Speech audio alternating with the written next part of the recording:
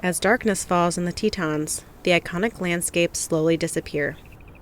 But overhead, another aspect of the park experience is just beginning.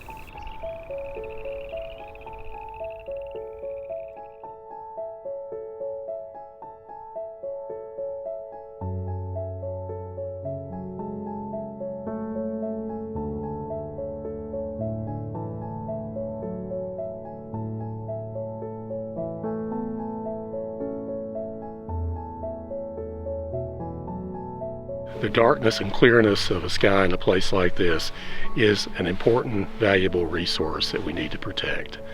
We don't often think about it, but we're really losing something of our heritage when we don't have darkness anymore.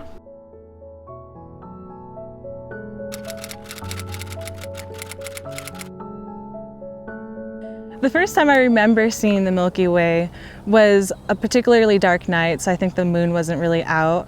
I looked up and I just saw everything, and now it's definitely something that I go outside of my cabin to go look at the sky because it's something that is unique to being in the Tetons.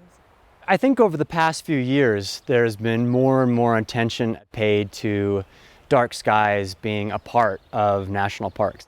People are realizing that the skies above the national parks are just as integral as everything on the ground. People are looking for places to go where there are dark skies that they can photograph. And Grand Teton is definitely one of those places. I always tell people that if they learn the sky in a place like this, they can take it with them wherever they go. I think that's really the big reward. Hearing people say, wow, look at that, just to get them excited. Showing people these images through the telescopes gives them a different sense of place and where they exist in the universe. My hope is through sharing those experiences with people, they really do think about themselves differently in relationship to the rest of the cosmos. When people have the opportunity to look up at the night sky, it adds a whole new dimension to their park experience. It's just one more way that people can be inspired by the natural world. We have this idea of wilderness being this area that is devoid of human impact. But the human impact on the land actually extends up into the sky. When you have light pollution, it changes not only what the sky looks like, but it changes the way birds, mammals, insects, and all species interact with the nighttime environment.